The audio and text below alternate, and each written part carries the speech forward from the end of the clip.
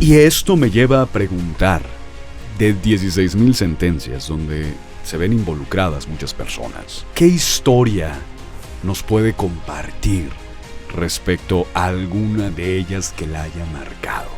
Si no me atrevo, yo me voy, porque yo no me hubiera atrevido a verme a los ojos, a mí. Claro. Y no me hubiera atrevido a seguir en la justicia. ¿Cree que esto va a ayudar a la autonomía del Poder Judicial? Algunas personas han intentado demeritar tu candidatura por tus apellidos, tus últimos 2 apellidos. Y mi pregunta va en el sentido de ¿qué les dices a esas personas? ¿Qué es lo que tú ves? ¿Y qué les respondes? Gracias, porque a veces estás hasta las 3 de la mañana trabajando para poder dar el resultado al día siguiente y que tengan una sentencia. Sí, y despertar que 5 de la mañana, una cosa así. A veces te despierta la propia angustia de la dificultad del caso.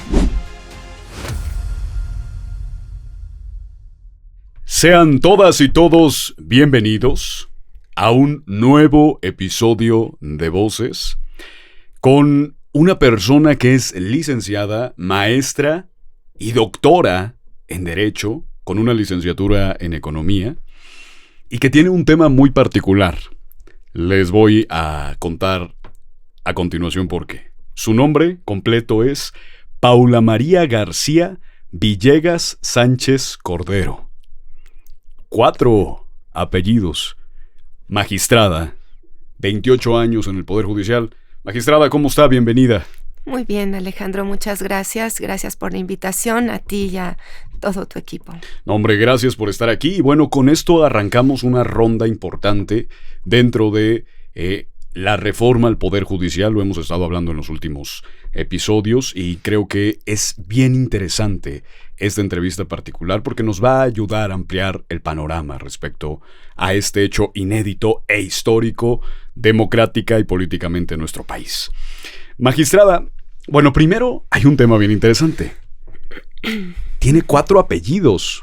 Eres la persona que tiene 4 apellidos, la primera que conozco que tiene 4 apellidos. Cuéntame, ¿cómo es eso? ¿Yo puedo? A mí me gustaría que me dijeras, eres la persona más preparada. También, sin duda. 28 años en el Poder Judicial, licenciatura, maestría, doctorado y otra licenciatura. Sí, por eso, ahí sí completo las 4 sí. Para que veas. Es licenciatura en Derecho, licenciatura en Economía, maestría y doctorado. Esas son 4. Claro. 4 idiomas, español, órale, alemán, inglés y francés. Entonces soy la mujer de los 4. De los 4, no ok. No solo los apellidos. No, solamente los apellidos. Oye, ¿y cuál es tu lenguaje favorito? ¿El español? Sí, desde luego. ¿Sí? Sí.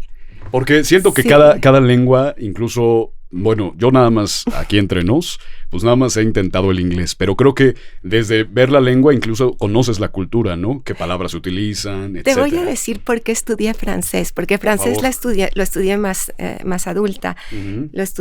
Empecé a los 20 años, 19 o 20 años. Alemán sí desde los 3 años que entré al colegio alemán, uh-huh, y ahí es un sistema bicultural y correcto, trilingüe, porque uh-huh, aprendes inglés también, uh-huh, y bicultural totalmente. Entonces de pequeña absorbes el idioma, no uh-huh, te das cuenta ni siquiera que estás aprendiendo una lengua distinta, uh-huh, y luego empiezas a conocer como si fuera propio.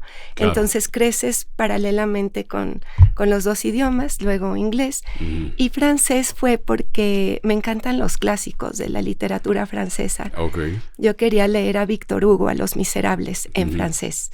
El okay, texto original, que es uno muy, muy grande. Uh-huh. Entonces dije, lo quiero leer okay, en francés, había que meterse. Me metí al IFAL, que es el Instituto Francés para América Latina, uh-huh, aquí en la Ciudad de México, y ahí fue donde empecé a cursar los grados que se requieren para el francés. Qué interesante. Entonces, sí, eres la magistrada de 4, ¿no? ¿Ese es tu número mágico? Digo, me decías tú los apellidos, que también tiene su historia. Ajá. Pero no es mi número mágico, no tengo número mágico. Ahorita te lo dije porque de pequeña usaba Paula García, nada más. Entonces vas sí, claro, cambiando. Porque la plantilla o la planilla de cuando te ponían a escribir tu nombre completo era no vas complicada. A creer. Por eso cuando resolví el caso del apellido materno y paterno, ahorita te cuento ese caso, favor, tiene su historia también.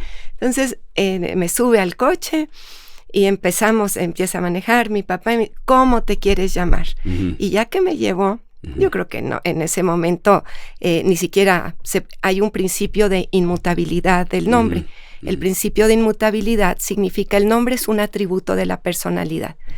Y los atributos de la personalidad, te digo, entre otros es el nombre, tienen como principios, son intransferibles, son inmutables, que no se cambian. Intransferibles me refiero al comercio, no se puede comerciar, no prescriben, por el transcurso del tiempo no los pierdes, porque es una identidad, el nombre, y un atributo que tienes. Entonces, tanto estaba yo encima de mi papá, que me dijo, voy a cambiártelo. Y cuando llegamos a ver si me lo podía cambiar, me dijo, ¿cómo te quieres llamar? Y le dije, Paula. Me quiero llamar Paula María. Ya cuando lo vi cerca, ya no quise. ya se arrepintió en ese momento. Ya me arrepentí. Esto me lo cuenta mi padre mucho, porque pues sí, le pedí cambio de nombre y ya después le dije, me quiero quedar con mi nombre. Y lo mismo, el apellido, que es el nombre patronímico, como se le llama a los apellidos. Ese, en la legislación civil, está el nombre de cada persona, está compuesto por un nombre de pila y el nombre patronímico, los apellidos. Y era muy conservadora la sociedad mexicana en el sentido patriarcal. Viene del Código Napoleónico, a su vez el Código Civil, nuestra legislación civil, y estaba compuesto por nombre de pila, apellido paterno y luego apellido materno, pero la legislación civil es local. Cada entidad federativa tiene su propio código civil. En la Ciudad de México esa composición era clara, apellido paterno decía seguido del materno, pero generaba enorme discriminación. Por ejemplo, a las familias monoparentales. Una familia monoparental, ¿cuál es el apellido paterno? ¿Y cuál es el seguido del materno? Claro. Y otro tipo de discriminaciones de nuevos conceptos de familia. Ahora son las familias. Por eso el artículo 4 constitucional se acaba de reformar para justamente contemplar cuando se hacen unas reformas constitucionales para cuestiones de equidad de género, igualdad de género, y se contempla las familias en plural.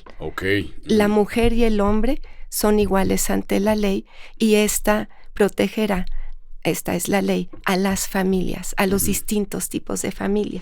Entonces ha ido cambiando. Y justamente esta composición viene el apellido compuesto porque mi mamá fue la primera hija. Luego viene otra hija 11 meses después y luego el primer hombre. Y antes se decía varón, no se decía hombre. Entonces, tú imagínate cuando llegó el primer hombre del maestro Jorge Sánchez Cordero. Se tenía que seguir inclusive el nombre de pila y los apellidos. Entonces fue cuando mi abuelito pone Jorge Sánchez Cordero. ¿Y en ese momento se podía?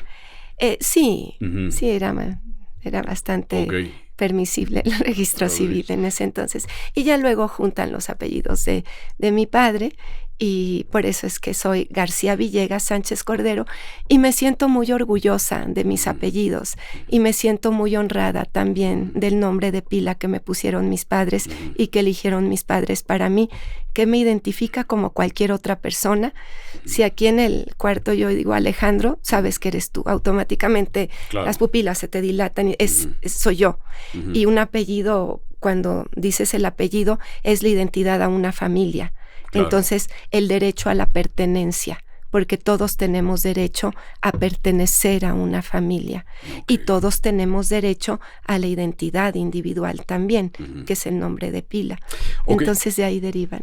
Oye, yo tengo una duda, por ejemplo, yo conozco muchos amigos, aquí he de confesar aquí entre nos, que mi novia, por ejemplo, le gusta más su apellido materno que su apellido paterno, ¿no? Y lo que mencionaba es eso, que en la legislación, en muchos estados de la República, primero va el paterno y después el materno. Sí. ¿Se puede cambiar el apellido uno? O sea, ¿puedes invertirlo? ¿Eso se puede? Mira, ahí te va la historia, porque las cosas no son las respuestas, esto lo he dicho en otros foros, doy muchas pláticas ya desde hace tiempo, y a veces te piden respuestas de blanco y negro. Claro. Y en el mundo jurídico no hay blancos, sino hay negros. Hay tonalidades de gris. Y hay dependes, ¿no? Depende. Salió la primera sentencia en el país que tuve el honor de dictar en el Juzgado Segundo de Distrito en materia administrativa. No había una previa, en donde lo que solicitaban la parte justiciable, que era una madre y un padre, que se habían puesto de acuerdo, tenían unas mellizas, eran 2 niñas de 11 meses, 2 bebés, y habían elegido el orden de los apellidos inverso, es decir, apellido materno antes que el paterno. Y la legislación, como te comenta tu novia, no lo permite. Claro. Es apellido paterno seguido del materno. Entonces, el principio de igualdad y no discriminación a mí me daba mucho alcance. Igualdad y no discriminación del artículo 1 constitucional, y por otro lado, igualdad del hombre y la mujer, que está en el 4 constitucional. Entonces son 2 artículos que se pueden analizar entrelazados para decir, ahí están los fundamentos legales, constitucionales, para que no exista un distingo basado en una cuestión meramente patriarcal. Porque es eso, era pasar de un sistema patriarcal a un sistema igualitario, no a un sistema matriarcal, sino a uno igualitario. Claro. Ahora, es cierto y queda claro que está el INE ahorita, que antes era la credencial del IFE, que era en ese momento era el IFE, fue en 2015, que está el pasaporte, que está la CURP, que están las actas de nacimiento. Por eso la dificultad de este asunto es que las niñas ya estaban registradas, porque después este asunto es el que llega a la corte, tiene toda una historia de cómo y por qué llegó a la corte, y alrededor de 3 años después resuelve el caso en el sentido de que si se permitía el cambio de apellido materno antes que paterno, elección de los padres. Pero ciertamente se reforma el artículo 58 del Código Civil para la Ciudad de México para ya elegir los padres indistintamente el orden de los apellidos, desde el nacimiento. Entonces, es muy distinto a que ya estés registrado, claro, porque me voy al origen de la respuesta, ya tienes una identidad y jurídicamente ya existes. Fíjate, muchas veces, Alejandro, cuando resuelvo los casos, sobre todo en civil, estuve 6 años y medio en civil, yo me preguntaba qué valor tenemos en la sociedad, un ser humano, y dónde estamos, dónde está toda nuestra vida y todo nuestro trabajo. En los corchetes inicial de un acta de nacimiento que te da existencia jurídica. Si no, no tienes existencia jurídica, si no tienes el registro civil y un acta de defunción. Para mí a mí me sigue causando mucho peso en el alma eso. Eres un acta de nacimiento y eres un acta de defunción. Y todo lo que tú decides hacer bajo esos corchetes es la vida que vas a entregar a tu nación, a tu sociedad, a tu familia, a tus hijos o a tu entorno. Qué interesante. Y nada más tienes ese pedazo. Tú haces con ese tramo lo que mejor puedas y quieras hacer, Alejandro. De acuerdo, qué interesante. Yo creo que, es un tema, creo que el tema del Poder Judicial es a veces algo que no está democratizado del todo, ¿no? Sí. Podríamos decirlo.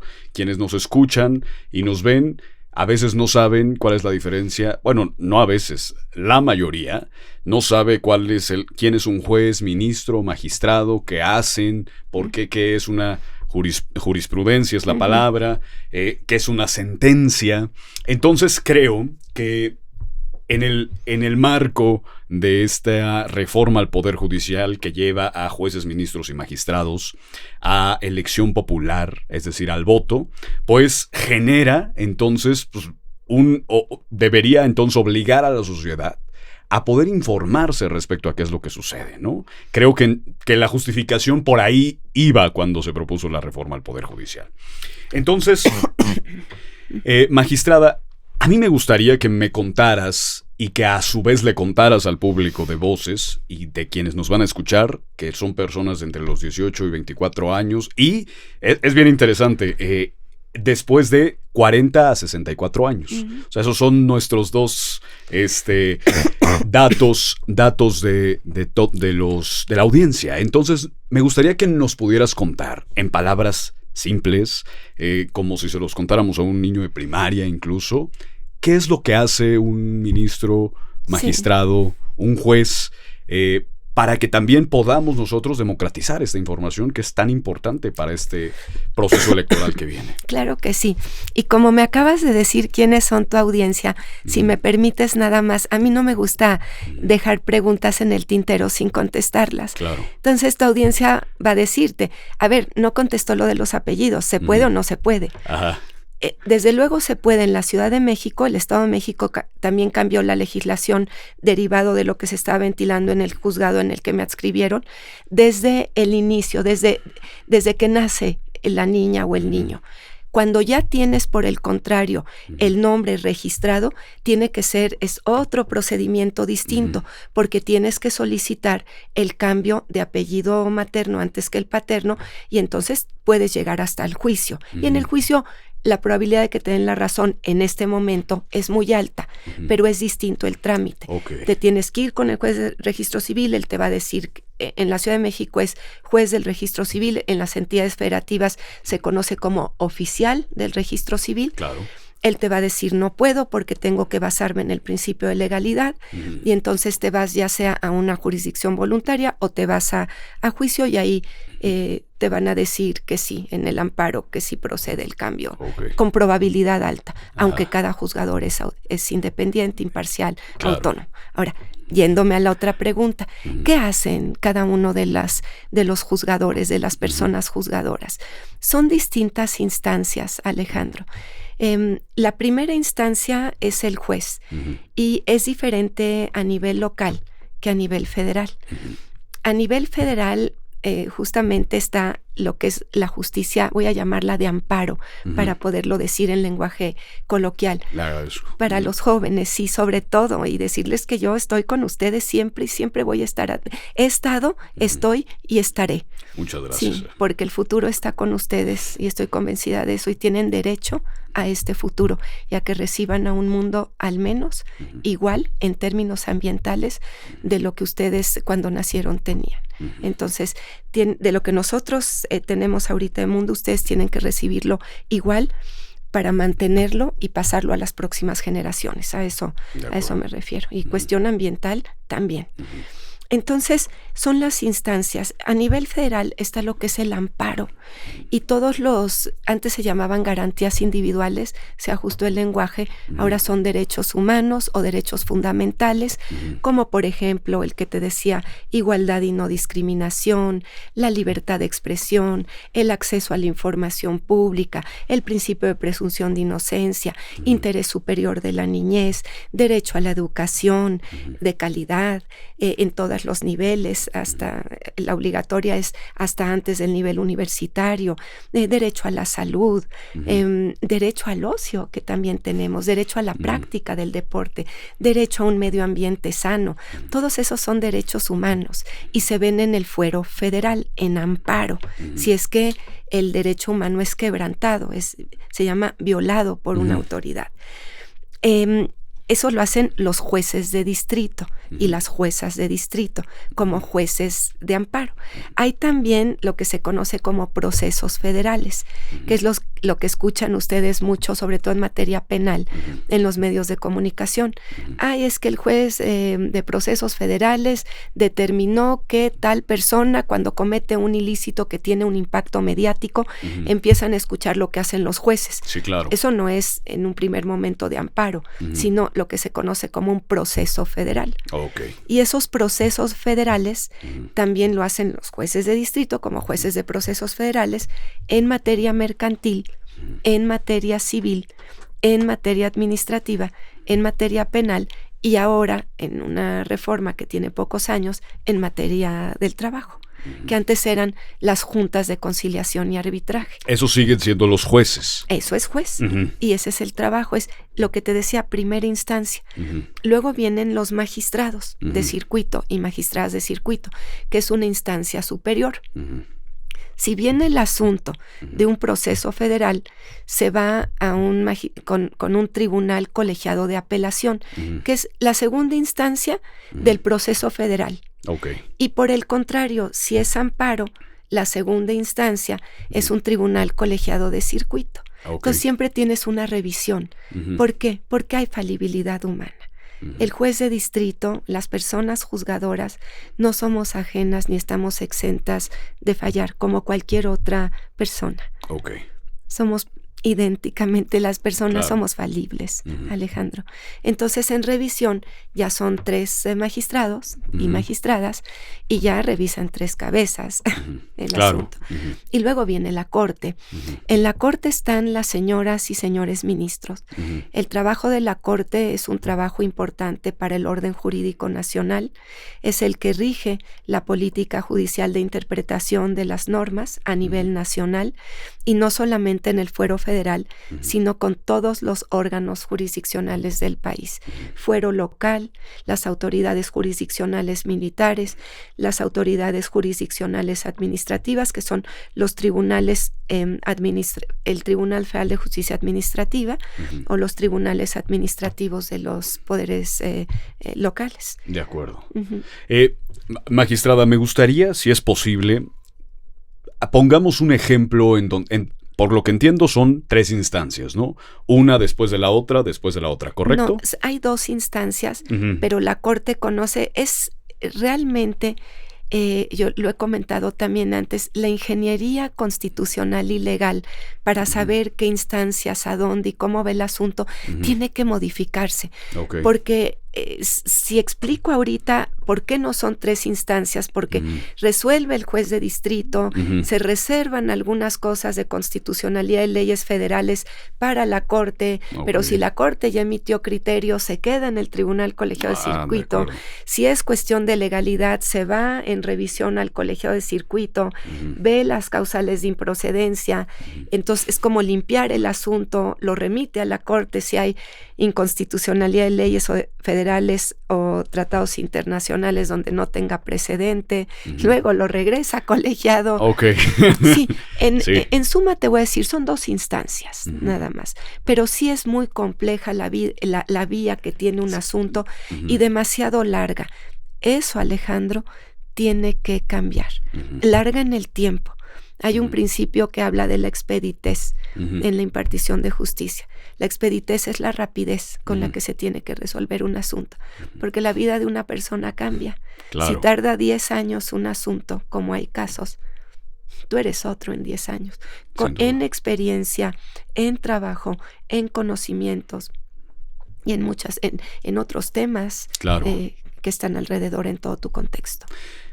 Qué interesante, porque creo que estamos tocando algo fundamental y es la complejidad que representa entonces el Poder Judicial, ¿no? No hay, como bien lo dices, una línea directa entonces a donde vaya de instancia A, B, C, D, E y F y entonces hay A pero Z pero X, ¿no? Más o menos es lo que estoy escuchando, y creo que eso me lleva a una siguiente pregunta y es: a ver, el Poder Judicial, como nunca ha sido un Poder Judicial, ha sido un Poder Judicial que está pues, en el ojo público y mediático, ¿no? Decías un tema de cuando escuchamos una sentencia, ¿no? Y yo recordaba en lo penal, pues de jueces que desbloqueaban cuentas bloqueadas, de estos personajes que estaban involucrados incluso en temas ilegales, por decirlo de alguna forma, ¿no? Entonces, existe esta reforma al Poder Judicial. Y mi pregunta es, ¿tú cómo ves la reforma al Poder Judicial, hoy ley, que manda a los jueces, ministros y magistrados a un proceso electoral? ¿Te gusta? ¿Te gustó? ¿Cómo ves el tema de la reforma? ¿Hacen falta cosas? ¿Eso era lo que le hacía falta al Poder Judicial? Mira, aquí nuevamente estamos en una respuesta en donde no puedes manejar blancos inmaculados o negros carbón. Sin duda alguna, el Poder Judicial sí estaba en deuda con el sector de la población más desfavorecido social y económicamente.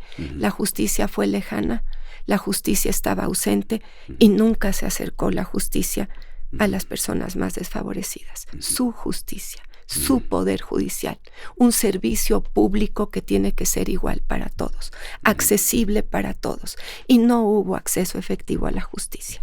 Ese es un punto importante. Segundo punto importante, hubieron varios llamados de atención previos que no necesariamente se atendieron por la justicia. Empezó en el año 2000. Se publicó un libro blanco, en donde es el libro blanco de la reforma judicial, así se le llamó, desde el año 2000. Estamos en 2025, un cuarto de siglo después. En donde se dijo cuáles eran las fallas de la justicia. La justicia no se acercaba, tampoco no se acercaba a la gente, no se resolvían los asuntos de justicia cotidiana, que son los de derecho de familia, arrendamiento inmobiliario. Dentro del derecho de familia está el pago de la pensión alimenticia, guardia y custodia, régimen de visitas y convivencias, cuestiones que tienen que ver con el régimen patrimonial del matrimonio disuelto, cosas que te duelen en primera mano, que quieres que se resuelvan rápido. Cuestiones de derecho del trabajo, derecho mercantil, deudas que se tienen. Entonces, ¿cuánto tarda un asunto? ¿Por qué no se acerca? Son conflictos entre partes, entre iguales, que necesitan de un tercero, porque entre ellas no pudieron llegar a una solución. Y tenemos que construir la paz siempre. Hubo ese llamado. El artículo 17 constitucional, que es el que contempla el acceso efectivo a la justicia, no se reformó desde 1917 hasta 1987. 70 años después tuvo su primera reforma. Y la primera reforma se llaman garantías judiciales, para contemplar ciertas garantías judiciales: imparcialidad, independencia, expeditez y completitud. Tienes que estudiar los asuntos en su integridad, tienes que ser rápido resolviendo, tienes que ser independiente, autónomo, objetivo. Porque ese era el reclamo que se tenía, claro, que la justicia no se sesgara. Es lo mínimo que piden. Y después de ese 1987, tardaron otra vez, creo que algunos 10 años. 2008 vino una reforma sustancial al sistema penal acusatorio. Ahí se establece que también habrá mecanismos alternativos para resolver controversias, y vienen una serie de reformas. 2010 nuevamente, 2017, que fue un llamado de atención en 2017, porque ahí se dijo algo extra. Tienes que resolver el fondo de la controversia sobre la forma. ¿Qué le pasó a la justicia? Que se iba por sobreseimientos. Sobreseimiento es que yo te diga, tú llegas con un conflicto. No tienes interés jurídico. ¿Cómo no? No tienes interés legítimo. ¿Cómo no si estoy defendiendo un bosque? No lo tienes. Entonces, termina el juicio, Alejandro, pero no termina el conflicto. Claro. No se resuelve el conflicto para decirte, ahí sí, un sí, tienes razón, o un no, no tienes razón, o en qué parte sí y en qué parte no. Entonces, sí era necesaria una reforma al Poder Judicial. No podía seguir con sobreseimientos, o sea, con causas de improcedencia, con sentencias totalmente técnicas que no resolvían, que no entendías, con un lenguaje poco ciudadano. Te quiero decir que desde que empecé como jueza, lo que le dije a mi gente en el 2010, le dije, este lenguaje es de iluminados. Yo no quiero un lenguaje de iluminados. Ellos que se queden en donde quieran, los iluminados. Aquí vamos a estar con el pueblo y vamos a estar con las personas justiciables. Ellas no necesitan un traductor de su justicia para que puedan entender lo que su justicia les da. Y en ese momento fui criticada hace 15 años por hacer un lenguaje cotidiano. Luego paulatinamente fue cambiando eso, y ahora piden un lenguaje cotidiano.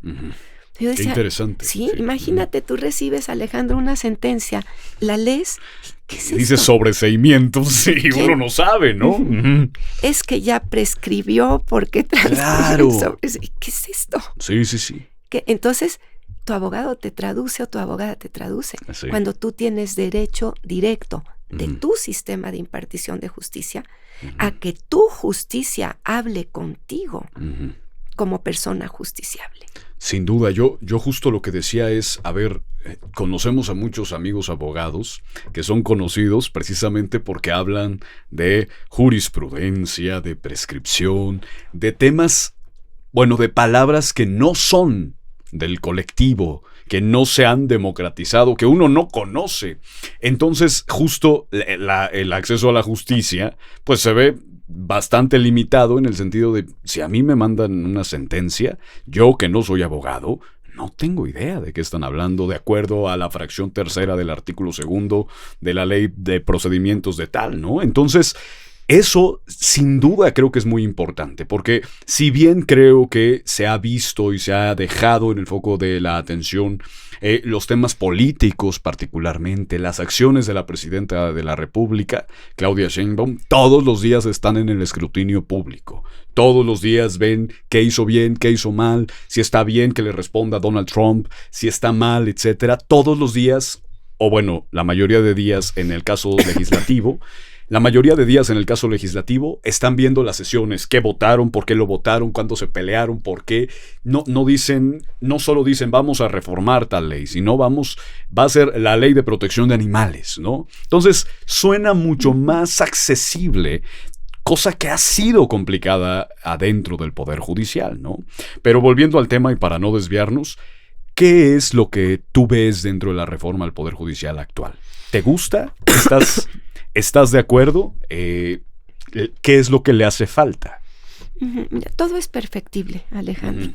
Decir que las cosas, los seres humanos las hacemos perfectas es regresarme a la respuesta anterior. Claro. Que si era necesario democratizar la justicia. Era necesario quitar el nepotismo interno y permitir que entraran externos y personas externas con visión. Y lo digo porque no me pongo el saco, te quiero decir. Hay personas, cuando entré al 11º Tribunal Colegiado en Materia Administrativa, que tenían 8 familiares. Una de las personas que estaba ahí como titular en ese mismo órgano, 4, nada más ahí. Okay. Entonces, eso hace complejo trabajar, Alejandro, sin duda, en un órgano jurisdiccional. Y eso tenía que cambiar necesariamente, eso sí.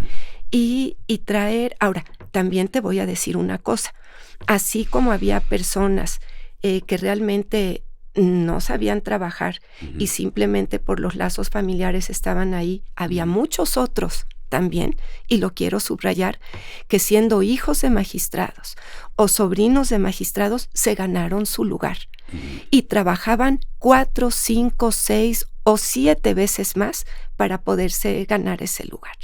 Entonces no puedes nuevamente generalizar y no puedes tampoco decir que por unos cuantos que trabajaron mal la paguen todos. Claro.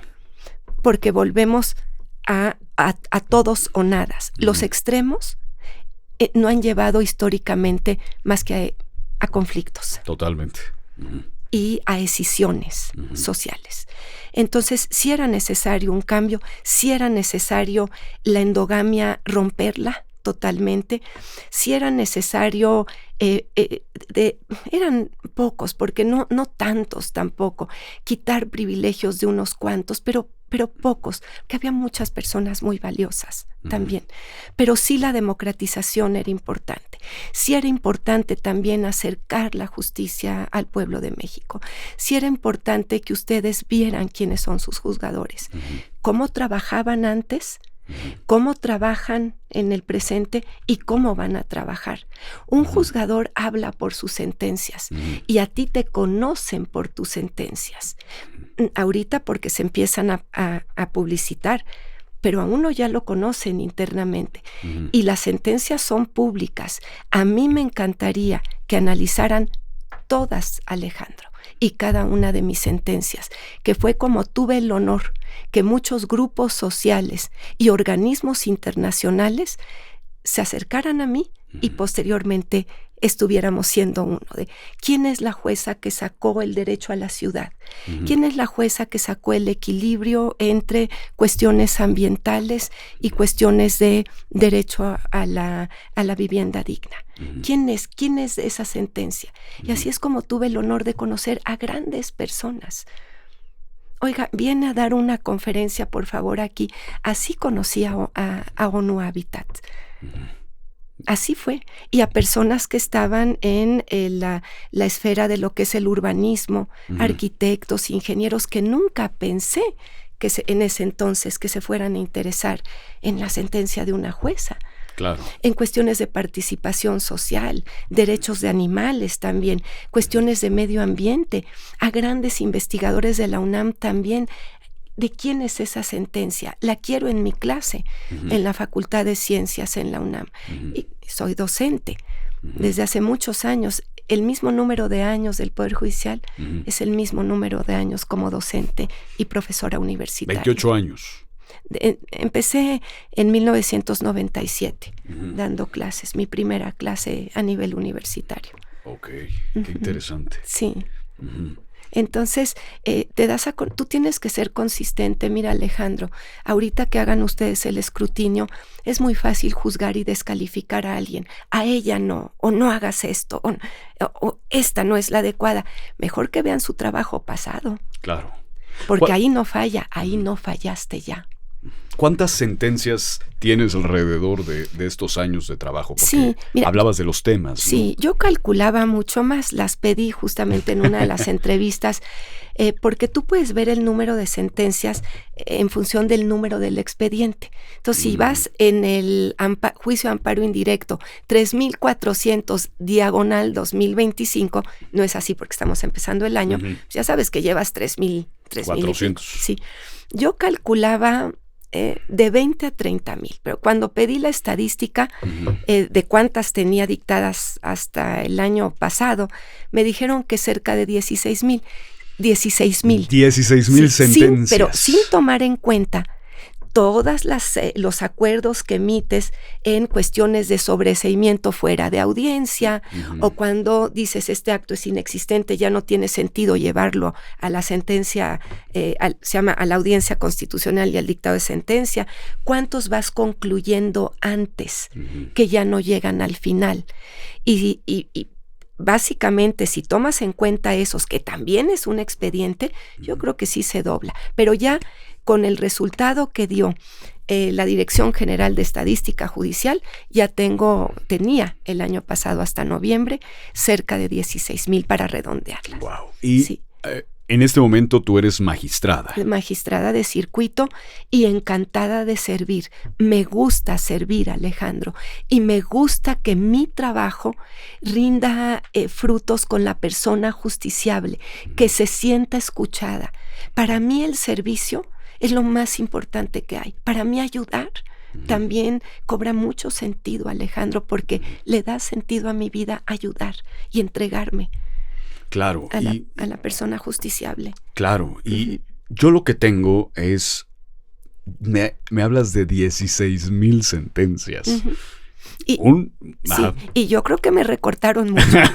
Sí, porque no puedes tienes que computar también el número de expedientes que ingresan contigo y cómo los vas concluyendo, porque tomaron en cuenta nada más el dictado los que llegan al final, pero no todos llegan al final. No, hombre, pero sí son 16. Pero es que es abrumadora esa cifra. Y eso sí te valida. Claro. Eso sí te valida. Sí, no es como que es la primera sentencia que da en su vida. Y ya dar una sentencia, pues ya no es un caso... No, sí. Cada una es de la mayor importancia. No, me refiero a ya no es la primera, pues. O sea... Eso sí. Ya no eres nuevo, ya conoces los altibajos y ya tienes también una acreditación para poder decir qué se debió de haber cambiado y qué no, porque ya no eres nueva. Justo. Claro que sí. Magistrada, yo entrevisté a la ministra Yasmín Esquivel y la ministra Yasmín Esquivel contaba un tema que encuentro también en ti y es que decía que detrás de esos folders fríos, pues está la vida de Siempre. muchas personas. Están los intereses y a veces se da la sentencia, Sí. pero no se soluciona el conflicto.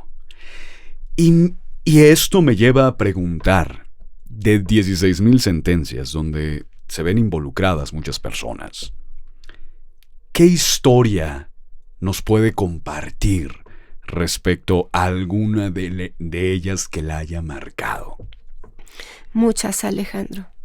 A mí, mis personas justiciables, como les llamo, desde que pisé el juzgado por primera vez en 2010, nunca vi un número, siempre un nombre y una persona atrás.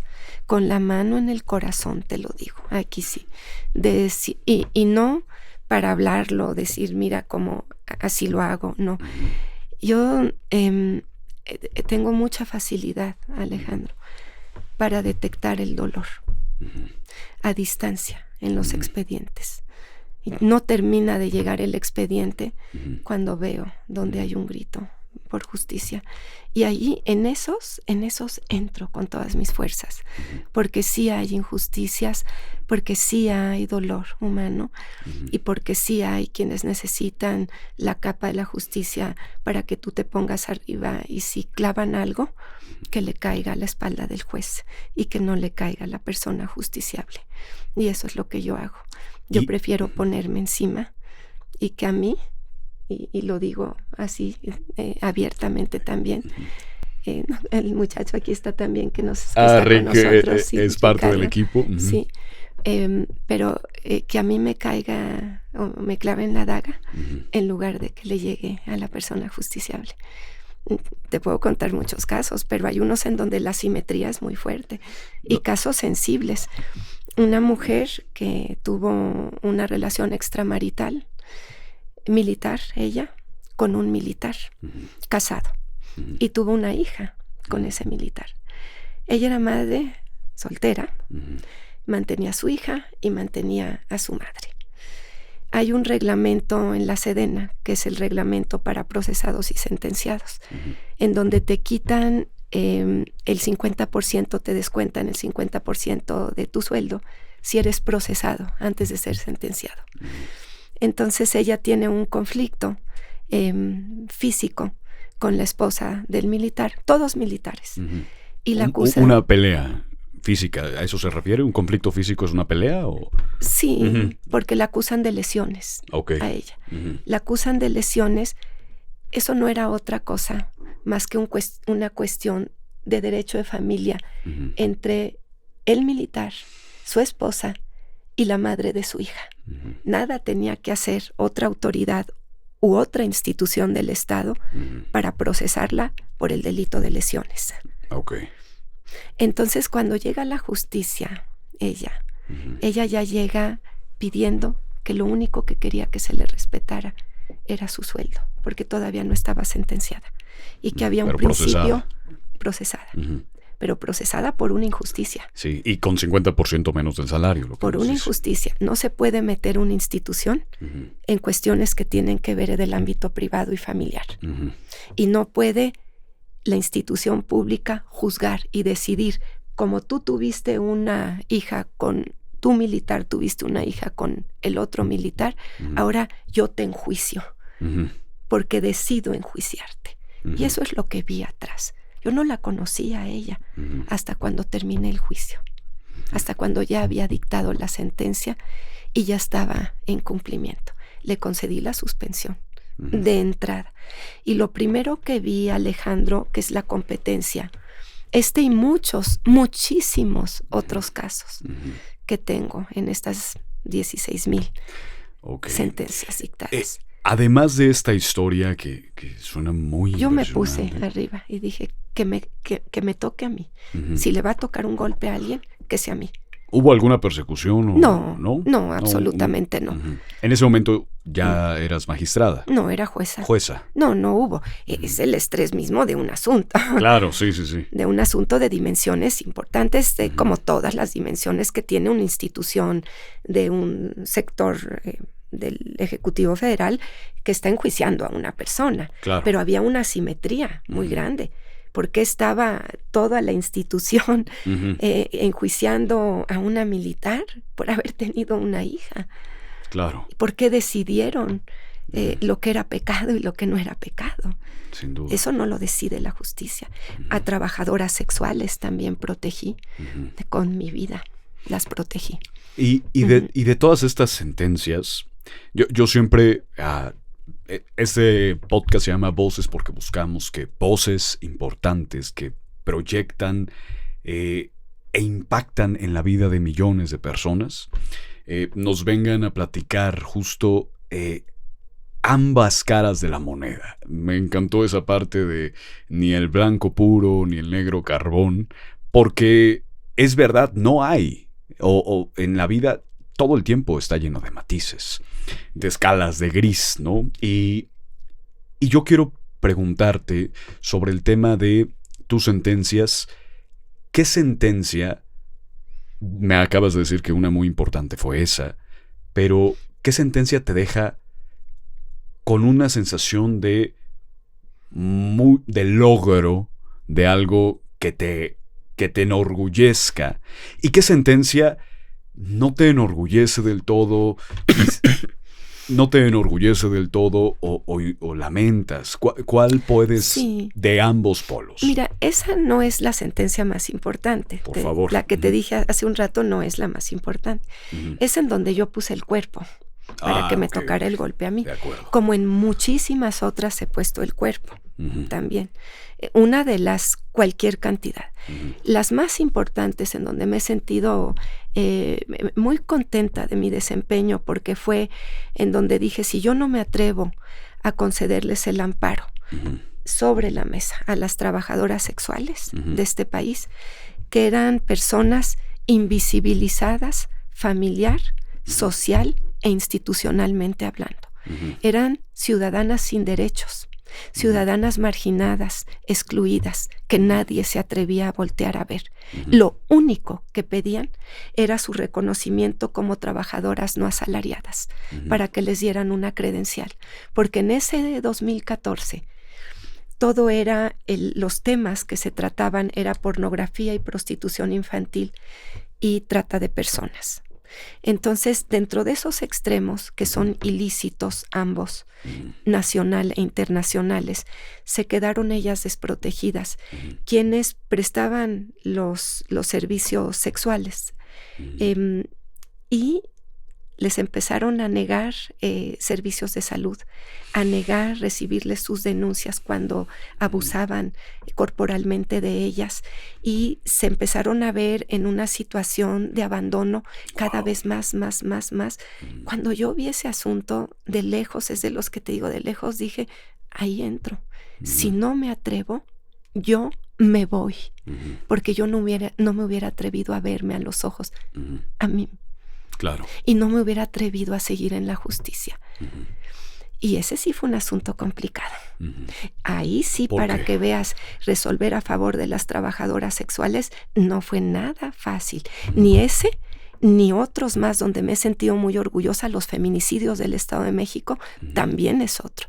Los trabajadores braceros que se fueron a la Segunda Guerra Mundial a Estados Unidos y que se quedaron con el 10% de su sueldo, que retenían en Estados Unidos, se iba a un banco norteamericano, después a un banco mexicano, y posteriormente se fueron del 42 al 64 porque demandaban los Estados Unidos mano de obra para el campo y el ferrocarril, y después ese dinero desapareció aquí en México, de un banco mexicano.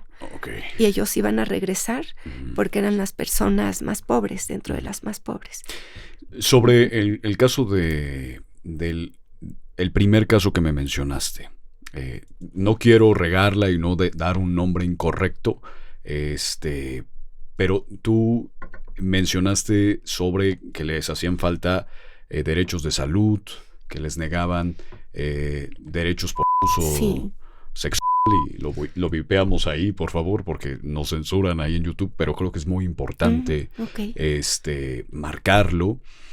En esos temas dices, y a ese sí fue muy complicado. ¿Por qué es muy complicado? ¿Qué pasa ahí? El tema mismo El tema mismo, Alejandro.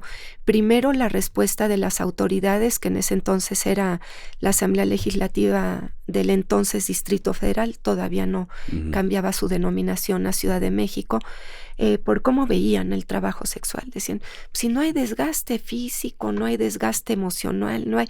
Entonces, ¿cómo se les va a dar unas credenciales como trabajadoras no asalariadas si ni desgaste hay?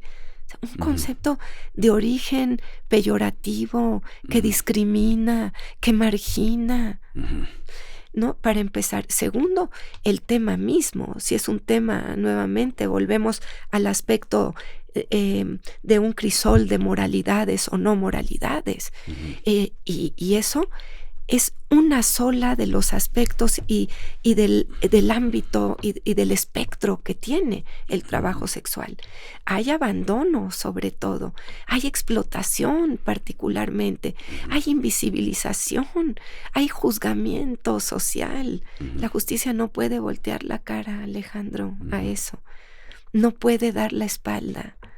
La justicia, y era difícil porque era un tema, en ese entonces estaba una de las olas del movimiento feminista también fuerte, otra de las olas la protegió, pero que decía, todo trabajo sexual es... todo trabajo corporal para efectos del YouTube que dices es equivalente a una explotación. Pero no, yo lo que les decía a ellas vienen por propio derecho, son mexicanas, son mayores de edad, están hablándole a su justicia, están pidiéndole a su justicia, cuando deberían de exigirle, claro. no de pedirle, están pidiéndole a su justicia. Okay. Y yo vi hasta una cuestión, están pidiendo a la justicia. Claro. ¿Piedad? No, aquí es ejercicio de derechos.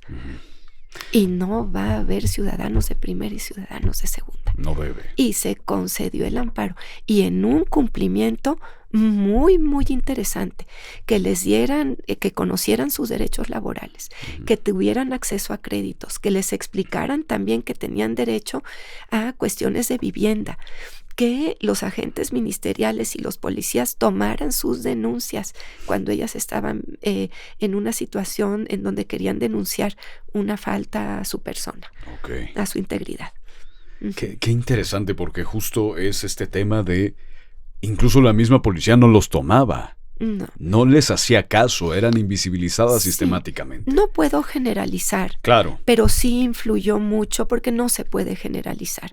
Hay agentes del orden muy buenos también y que a veces te quiero decir, me dices, ¿y cuál asunto no le gusta?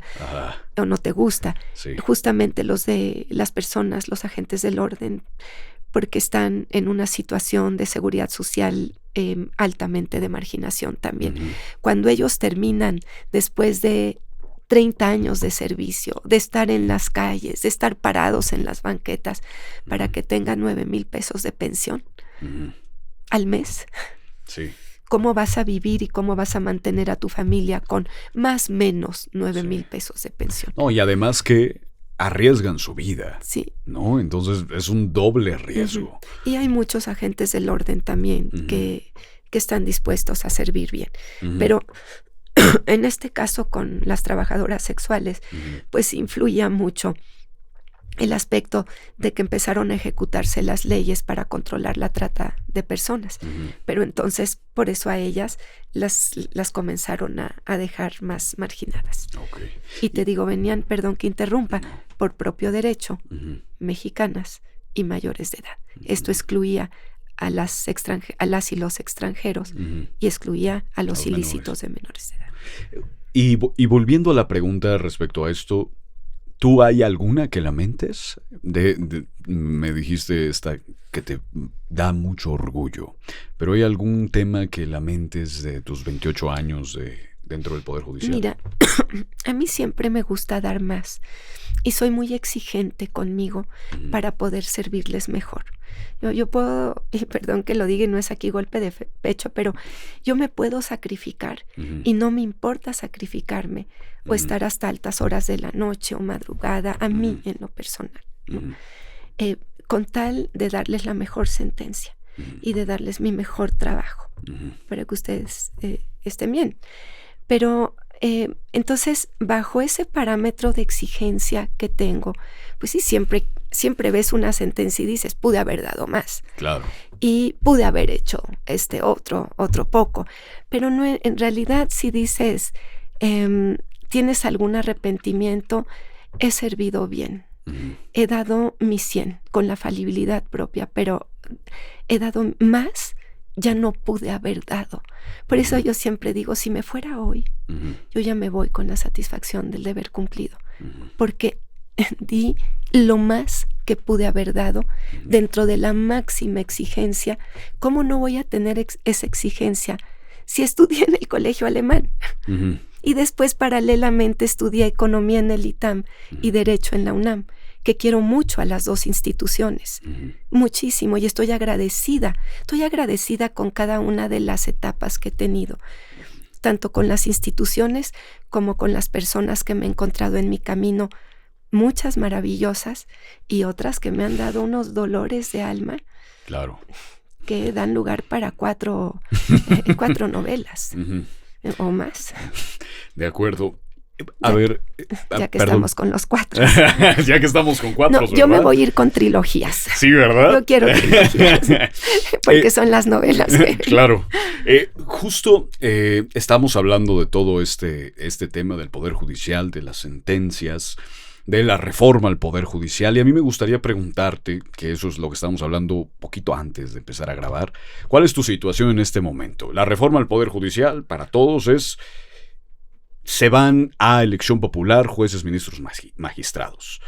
¿Cómo es que estás tú? ¿En qué situación te encuentras tú? Mira, partir de esta base, amo a mi país y quiero mucho a la población también a la que sirvo. Y quiero que estén, lo que te he dicho varias veces, que estén satisfechos del desempeño de sus autoridades. Entonces, para mí es fundamental, por mi país, como mexicana, que esta reforma funcione. Y como lo he dicho en otras personas que me han hecho el favor de preguntar también este mismo tema, a todos les conviene que la reforma al Poder Judicial funcione. Claro. A los 3 poderes públicos, a las personas justiciables, al foro y a la sociedad en general. Entonces tenemos que hacer que funcione.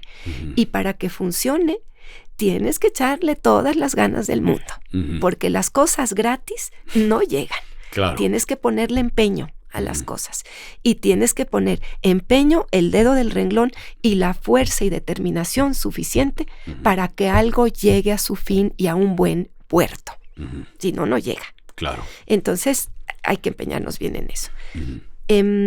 ¿Cuál es el tema que en un futuro... Y ahorita ya están las listas, ya se mandaron al INE y están por publicarlas para ver quiénes van a estar en la boleta. Ahí está la situación en la actualidad que tengo. En este proceso me inscribí al proceso de ministra, efectivamente, porque me avalan los 28 años en el Poder Judicial y mi año número 15 que comienzo como juzgadora en junio. Fue cuando rendí protesta y ya sería el año 15 ya con reloj en mano, ¿no? Pero eso es lo que me avala. Luego dicen, es que las personas de un determinado poder público, el Poder Judicial, no están legitimadas. Oye, ¿cómo no? A ver, 28 años en el Poder Judicial. Sí, no se te ocurrió 15. Ayer hacerlo. Es un trabajo extenuante.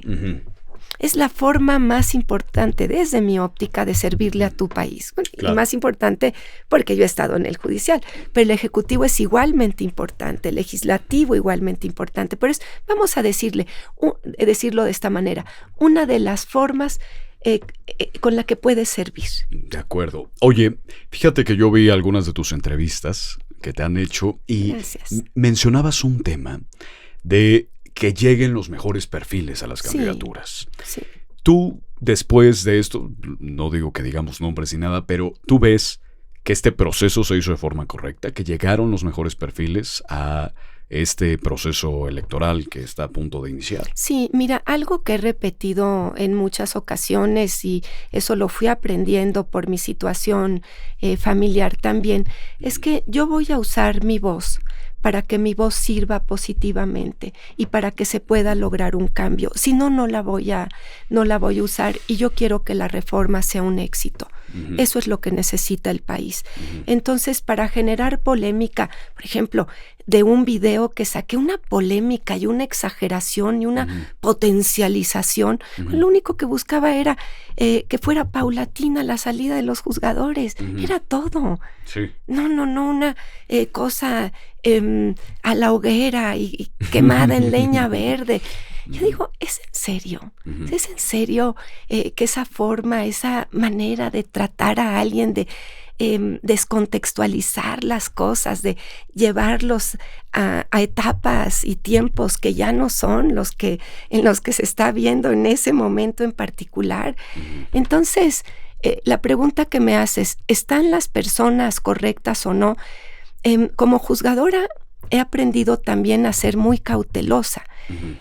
Yo quisiera ver su desempeño, porque tú resuelves con base en pruebas.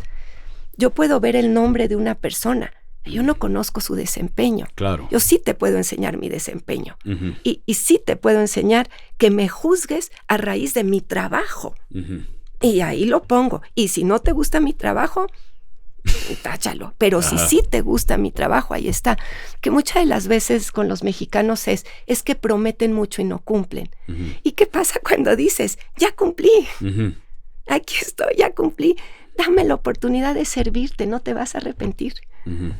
Claro. Y si no, y quienes están en el órgano jurisdiccional, los asuntos que llegan, no se preocupen, están bien estudiados. A veces ganan, a veces pierden, pero están bien estudiados los asuntos. De acuerdo. Que eso es lo importante, que des la garantía de estudio, Alejandro, y la garantía de, cuando menos, a mí me han llegado, fíjense, a decir justiciables y abogados, cayó mi asunto con usted otra vez. Le llaman palo. Me dio palo en la anterior, pero bien dado. Estoy tranquilo de estar con usted y en sus manos. No hay mayor reconocimiento para una persona juzgadora, claro, que te digan, me dio palo, pero estoy tranquilo de que este otro asunto está con usted, porque a veces gano y a veces pierdo con usted. Hombre. Mi pregunta iba en el sentido de si el proceso de selección lo vio bien, porque creo que no es lo mismo hablarlo desde fuera que cuando uno pertenece a la institución que está siendo reformada y de la que pues estará dentro del proceso electoral.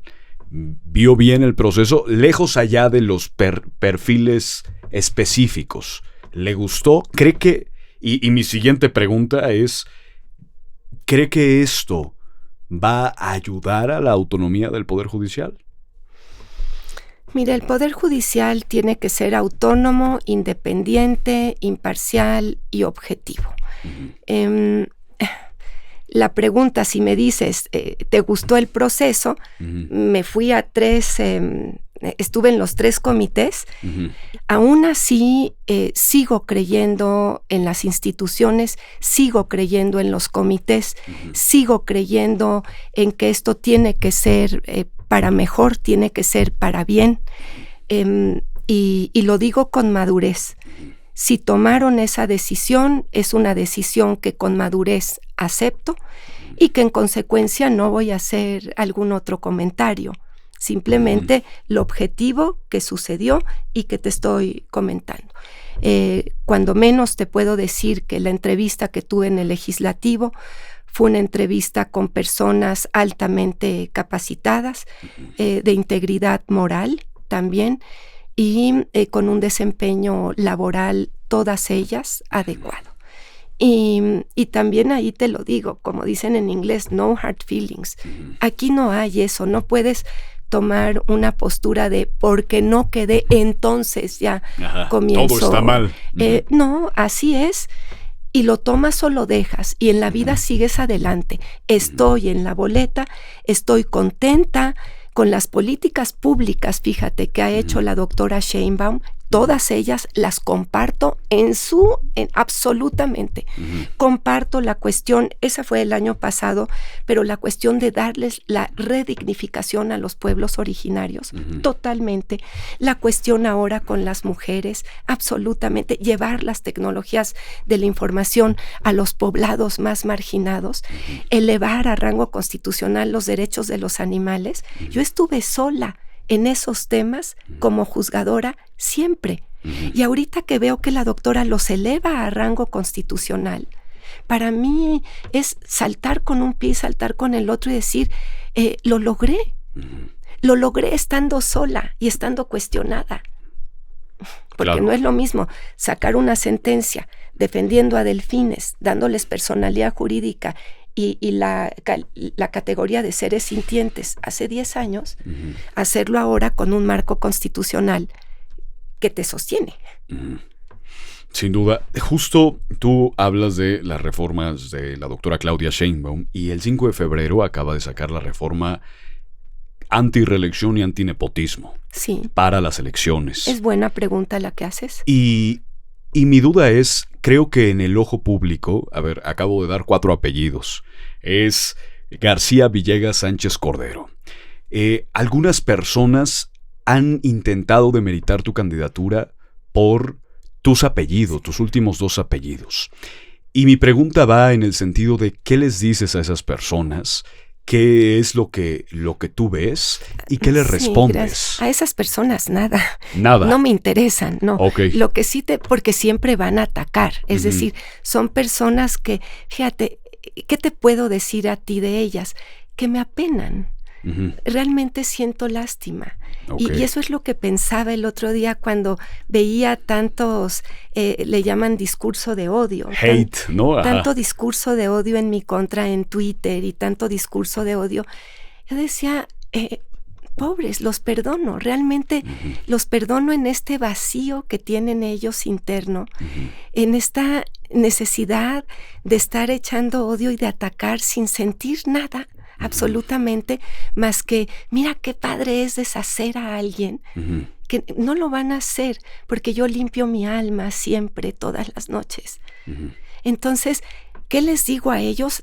No tengo que darle explicaciones a ellos. Yo sé quién soy y qué valgo en términos de trabajo. ¿Y qué quiero darles a ustedes? ¿Y por qué ya soy recordada por mis sentencias? ¿Qué les digo a ese grupo de magistrados que salieron poniendo el video nuevamente y diciendo que tengo y sale en el Reforma ahí y mire, si fuera hija de ministra y si fuera y si trabajara con un ministro, pues entonces gana un recurso. No es cierto, fueron 6 recursos. Se equivocaron en todo o lo hicieron de mala fe. Ellos sí de mala fe. Y con el tino para pegar donde más duele. Estas gentes que dicen eso, lo dicen para lastimar, para golpear, para ver dónde te pueden centrar. Ya que te centran, pegan y rasgan, para que sea donde más duele. Como una especie de bisturí perfectamente calculado y cortan, que es donde sale sangre. Y ahí que se derrame. Por eso a ellas no les digo más que me apena mucho esta forma de actuar, porque su vida son esos corchetes, un acta de nacimiento y un acta de defunción, y ellos deciden qué hacer dentro de ellos. Claro. Pero ¿qué sí le digo a tu auditorio? Le agradezco. A tu auditorio sí le digo lo siguiente. Miren, yo soy hija de Olga Sánchez Cordero, Dávila, y ella fue la primera secretaria de Gobernación del país. Fue ministra de la Suprema Corte de Justicia de la Nación. Fue presidenta del Senado de la República, actualmente diputada federal. Fue diputada constituyente de la Ciudad de México. Fue profesora universitaria por más de 25 años. Mi padre por cerca de 50. Faltaron unos meses para 50 años de profesor universitario. Fue la primera mujer notaria del entonces Distrito Federal. Hay una figura jurídica que se llama muerte civil. bajo el argumento de quienes dicen que hay nepotismo, yo tendría muerte civil. No podría trabajar en el Ejecutivo Federal porque mi mamá fue secretaria de Gobernación.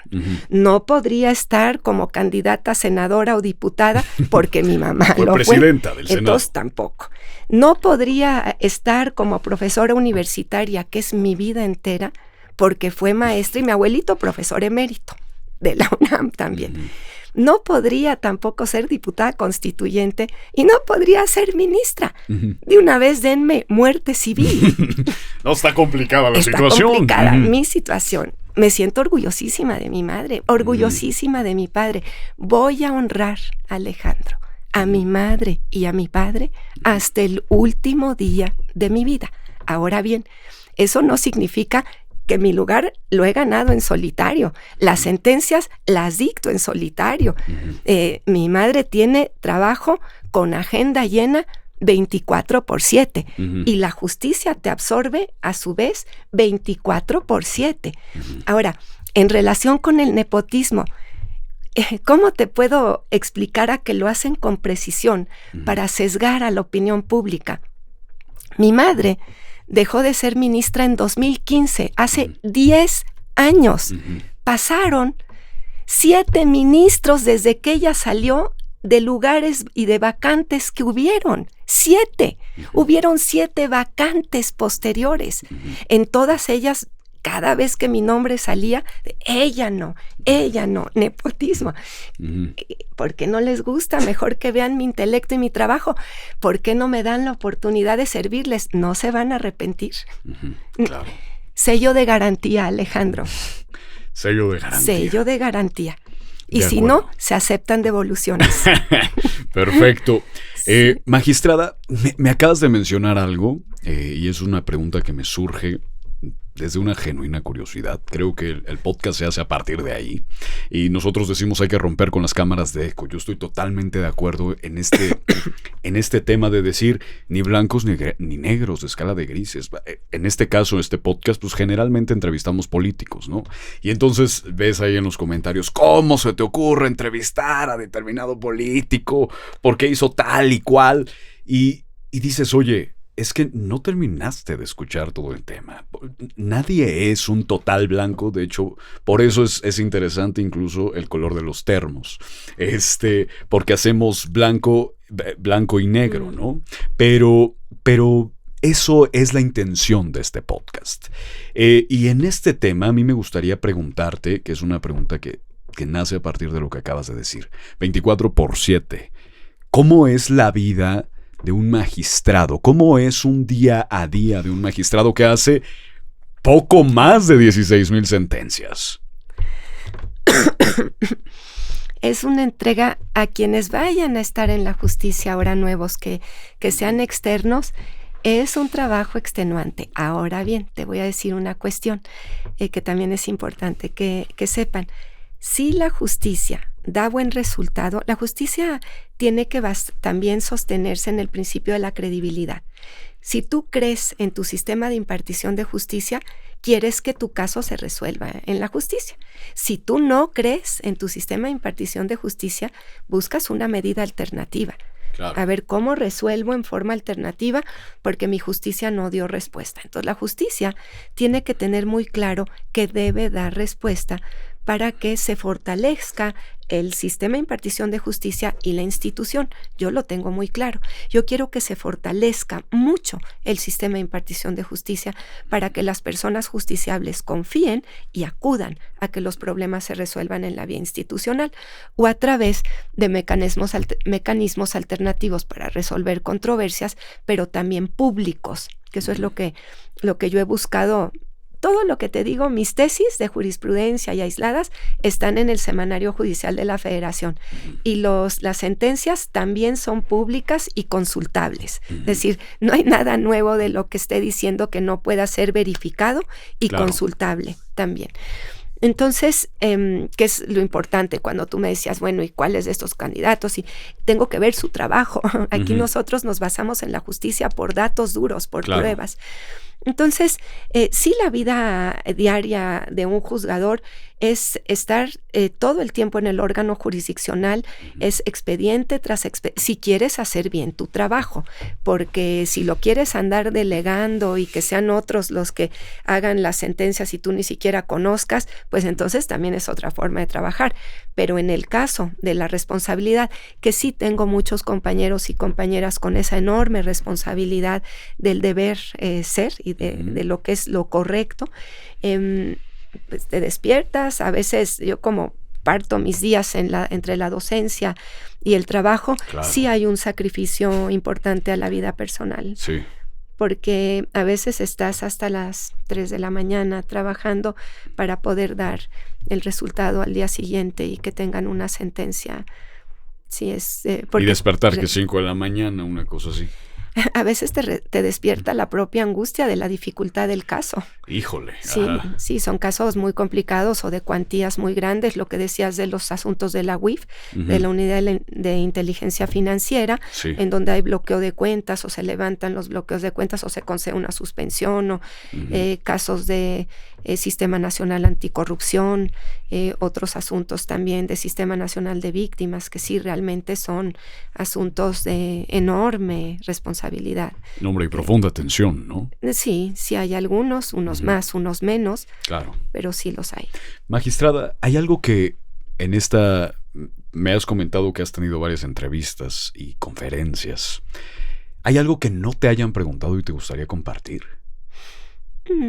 Pregúntame lo que quieras. En realidad, decirles que busco un país más justo, busco un país más equitativo, que me gustaría que me quitaran esa etiqueta con total mala fe de nepotismo cuando no lo hay.